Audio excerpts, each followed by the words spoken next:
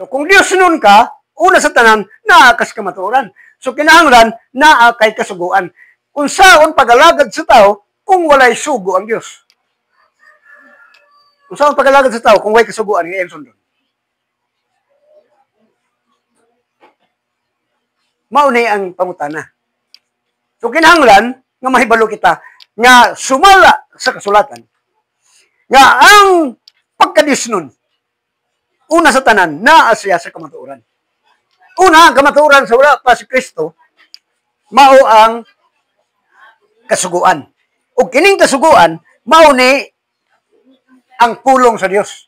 So atong tanahon ang giingon ni Kristo. Nga sa wala pa ang kasuguan, daan na ang kamatuoran, tungod kay kamatuoran, mauman ang pulong sa Dios.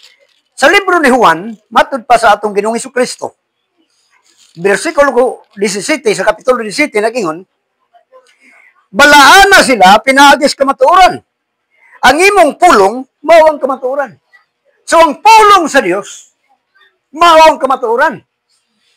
O kay kamatuoran ang pulong sa Dios, sa diha nga nagingon ang Dios ang iyang pulong, dili ka magsimba sa laing Dios. Nahimo nang gibutang sa kasuguan iyang pulong gisulti, gisulat sa papan nga bato, pinagi siyang tudlo. Busa ang unang anak sa kamatuoran naa ka sa pulong sa Dios. Kung ang pagka-Dios nun kanunay magpahiuyon o magtuman sa sugo sa Dios, so kinahanglan nga naa ka sa kamatuoran, unang-una sundon mo. Muuyon ka o mutuman ka sa pulong sa Dios. Ug usa ni ana mao ang kasuguan. Kaya ang kasuguan mauman ang kamatuoran. Ang kamatuoran mauman ang pulong sa Dios. Ikatulo, sa Juan kapitulo 6, versikulo 14. 14 versikulo 6. Matud pa sa Ginoong Hesus, si Jesus mitubag kaniya, ako mo ang dalan, ang kamatuoran ug ang kinabuhi. Wala bisan kinsang makatusamahan gawas kung pinaagi kanako. So ang Ginoong Hesus nagingon nga, ako ang kamatuoran. Nganuman, tungod kay si Kristo. Tungod kay ang atong Ginoong Kristo, siya ang pulong nga nahimong tao. Sumala sa Juan 1, versikulo 14. Nga ang pulong nahimong tao. So kung Dios nun ka, kanunay kang nagsunod ug nagtuman sa pulong sa Dios nga mao ang kamatuoran ug usa na niana ang kasuguan. Mao man gani nga pag-anhi ni Kristo matud pa niya, wala kumuanhi aron sa pagguba sa kasuguan, kundi aron kini tumanon. Dili ingnon nga aron kini matuman. Kay lahi man ang pagkasulti. Kay sa English lahi man. I come not to break the law, but to fulfill. So lahi na. Kay kuno yun ta siya nga tuube, siya ang magtuman.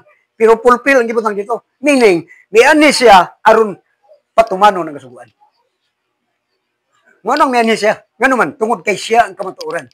Miani siya dili gubaon kay ang kasuguan wa man nila bantay. Ug tungod kay wala nila bantay, wala sila makatuman.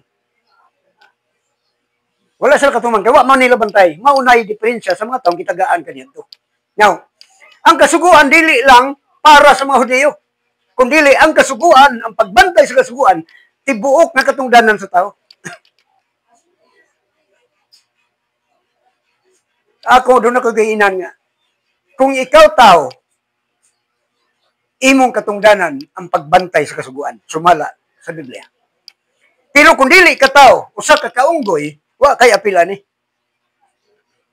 Tungod kay ang tibuok tungdanan sa tao, ang pagkahadlok sa Dios ug ang pagbantay sa imong sugo. Para na sa tao. Daghan ang wala ni ini. Daghan ni ini ang nakalimot. Na kinahanglan unta dapat hinumduman. Nga dili kita maglain sa atong kaugalingon. Pagka-Dios nun. Ang pagka-Dios nun nga sibo sa kamatuoran. Ikaduha, ang tinuod nga pagka-Dios nun, nagtuo o nagsalig sa atong Ginoong Hesukristo. Sumala sa 1 Timoteo 6:3.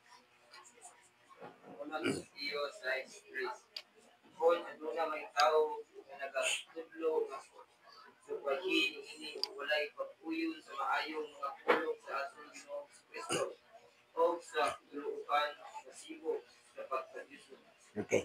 Kung dunay sukwahi ni ini sa pagtuo sa atong Ginoong Kristo, Matod pa, kini sila, konsukwahi niini, matod pa, siya nagpaburot sa iyang kaugalingon. Sa ato pa nga, ang iyang kaugalingon ramo, iyang propaganda. Nagpaburot siyang kaugalingon, nagpagarbo. Ikaduha, wala siya'y alamag.